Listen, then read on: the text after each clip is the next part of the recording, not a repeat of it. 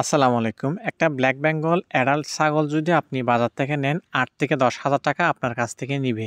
আর সেই ছাগল যদি আপনি কোনো একটা সরকারি প্রতিষ্ঠান থেকে নেন তাও আবার ২,০০০ টাকা খরচ করে এবং সব ধরনের ভ্যাকসিন প্রয়োগ করা আছে এরকম ছাগল। কি অবাক হচ্ছেন? তাহলে যিনি বিতরণ করে তার মুখ থেকে শুনেন কয় হাজার টাকা লাগবে আপনাদের একটা ছাগল? এটা সরকারি ভর্তুকি মূল্যে ২,০০০ টাকা। ২,০০০ টাকা দিয়ে আপনারা কিভাবে ছাগলগুলো ওখান থেকে আনবেন এবং আপনাদের কোন কোন প্রসেসগুলো ফলো করতে হবে, কোন কোন কাজগুলো আপনাকে করতে হবে এটা তো থাকছেই। পাশাপাশি হচ্ছে আপনার ওরা কি পরিমাণে একটা ছাগলকে দানাদার খাওয়ায় ওটাই দেখাবো। পাশাপাশি হচ্ছে আপনার আপনি যদি তাদের মতো দানাদার খাওয়ান একটা ছাগলকে তাহলে এখানে ডে বাই ডে কত টাকা আপনার খরচ হবে, আর যদি অত টাকা খরচ হয় আপনি কি পোষাতে পারবেন সেই বিষয় নিয়ে একেবারে খোলাসাভাবে আলোচনা করবো ইনশাআল্লাহ আজকের ভিডিওটার মধ্যে। চলুন এবার আমরা কোন পন্থাটা অবলম্বন করে কোন প্রসেসটা ফলো করে তাদের কাছ থেকে ছাগল নিতে পারবো এই কথাটা আপনি তাদের মুখ থেকে শুনেন। উপজেলা প্রাণী সম্পদ কর্মকর্তা বরাবরে তারা অ্যাপ্লিকেশন করে।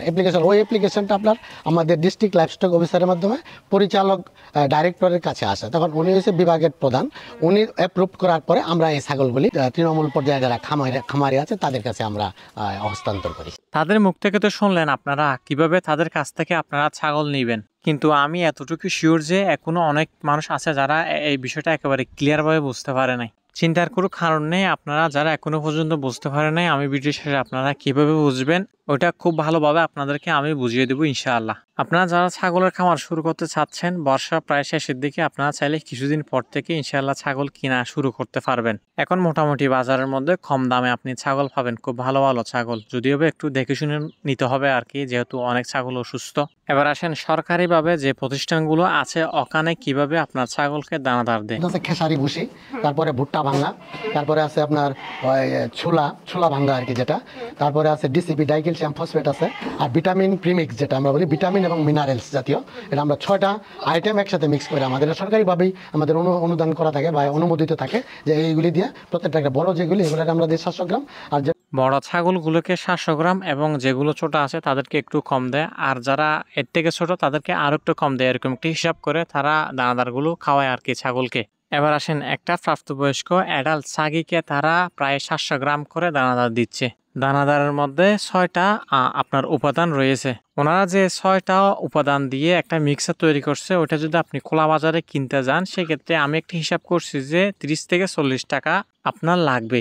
তার পাশাপাশি হচ্ছে আপনার ভ্যাকসিনেশন, তারপর হচ্ছে আপনার ট্রিটমেন্ট যাবতীয় খরচ, আপনি যদি ছাগলগুলোর জন্য একটা ছেলে রাখেন, লেবার কস্টিং, আমি একটা আমার মতো হিসাব করছি যে তাদের একটা ছাগলের পিছনে দৈনিক হচ্ছে আপনার সব মিলিয়ে 45 থেকে 40 টাকা খরচ আছে, যেহেতু তারা ছাগলগুলো একেবারে আবদ্ধ স্থানে পালন করে, যেটাকে আমরা বলি হচ্ছে আপনার স্টল ফিডিং পদ্ধতি অবলম্বন করে পালন করতেছে।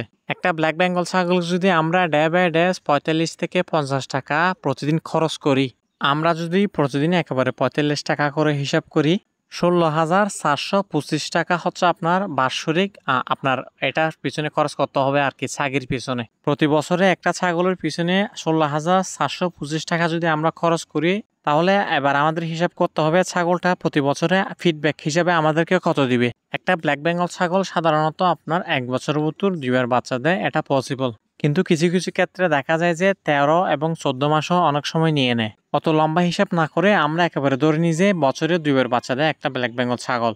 একটা ছাগলের বাচ্চা দুধ ছাড়ার পর আপনার 3,000 টাকা করে আপনি বিক্রি করতে পারবেন। অনেক সময় যদি বাজার নরম হয় কিংবা বাজারের অবস্থা খারাপ থাকে, অনেক সময় দেখা যাবে যে দুধ ছাড়ার পর একটা ব্ল্যাক বেঙ্গল ছাগল আপনার ওই 2,000 টাকাও বিক্রি করতে পারতেছেন না। তাও আমরা ধরে নিলাম যে একটা ব্ল্যাক বেঙ্গলের বাচ্চা দুধ ছাড়ার পর 3,000 টাকা করে আমরা বিক্রি করব।